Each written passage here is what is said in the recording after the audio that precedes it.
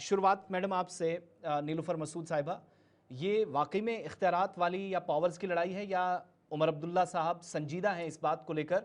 पिछले साल सितंबर में वो कह रहे थे कि हम आएंगे, एक एक पैसे का हिसाब देंगे, और आज जब सवाल पूछे गए तो कह रहे हैं आप पहले ज़रा 10 सालों का हिसाब किताब बताएं, फिर उसके बाद। संजीदगी इस बात पर है कि बदनवानी, करप्शन, भ्रष्टाचार ख़त्म हो, या इस बात पर लड़ाई कि ज़्यादा पावर्स किसके पास, या हम कुछ कर नहीं पा रहे हैं, बेबसी का इजहार है?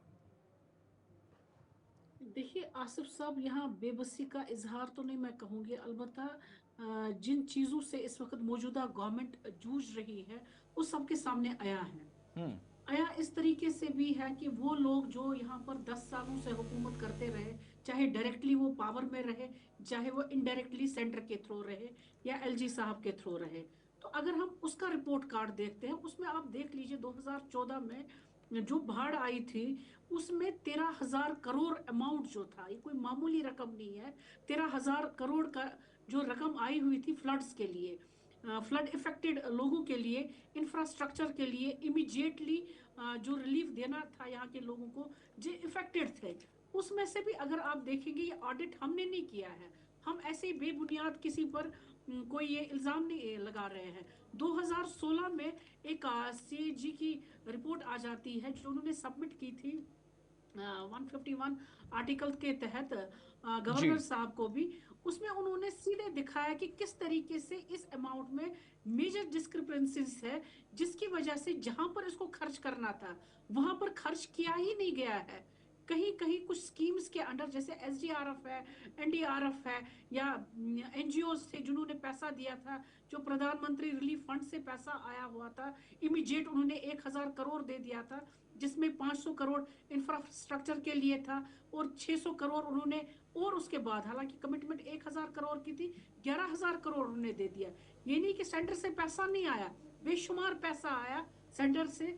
बल्कि दूसरे जो फॉरेन एनजीओज है, जिसमें अगर आप देख लेंगे हमारा अपना रेड क्रॉस है यहाँ पर कितने ही यूनिसेफ से पैसा आया था। इस पैसे का अगर आप एक एक हिसाब देखेंगे तो आप उस रिपोर्ट को ही चेक कीजिए। वो हम्म। रिपोर्ट हमने नहीं रखी थी, वो सीएजी की तरफ से जो रिपोर्ट 2016 में शाया हुई थी उसमें क्लियरली दिखाया गया है किस तरीके से पैसे को डाइवर्ट कर दिया गया है उन चीजों के लिए जिस चीज के लिए पैसा भेजा ही नहीं गया था। जो मुस्तहिक लोग थे उनके अकाउंट्स में पैसा आया ही नहीं, और कितनी फैमिलीज को दर दर की ठोकरें अभी तक खानी पड़ रही है जिनको ये पैसा मिला ही नहीं। ये रिपोर्ट नेशनल कॉन्फ्रेंस की नहीं है, ये हमारी सेंट्रल बॉडी कंट्रोलर ऑडिट्स की रिपोर्ट है।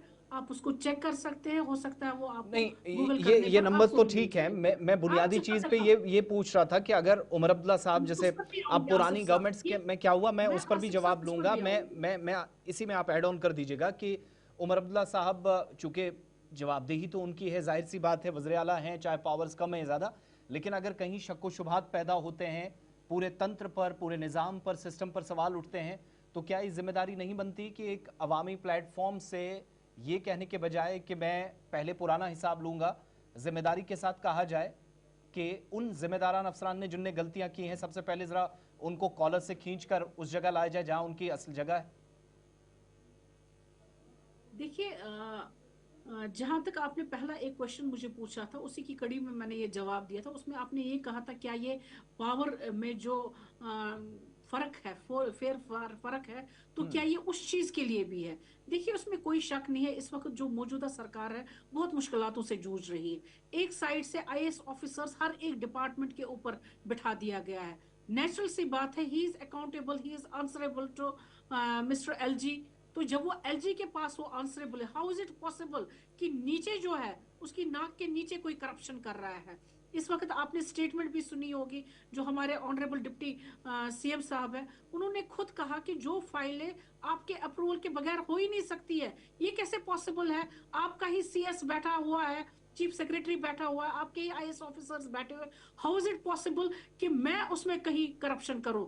आपके पास टाइम है, आपके पास इख्तियार है, आप उन फाइलों को ओपन कर सकते हैं। ठीक है। लेकिन जिस वक्त हमने हुकूमत संभाली, हमने उस वक्त भी कहा जिन लोगों ने करप्शन किया हुआ है हम उनको नहीं बख्शेंगे। यहाँ सत्यपाल मलिक जी इन्हीं के गवर्नर थे, जो जम्मू कश्मीर थे जिस वक्त आर्टिकल 370 स्क्रैप हुआ, उन्होंने भी तो इन पर ये चार्जेस लगाए। उन्होंने खुद कहा 300 करोड़ मुझे दे दिया गया, 2 फाइलों को आप आगे उनको साइन करके अप्रूव करके भेज दीजिए। उतना ही नहीं, उनके खिलाफ चार्जशीट भी हुआ 2200 करोड़ का, जिसमें दूसरे लोग भी ठीक आए। है।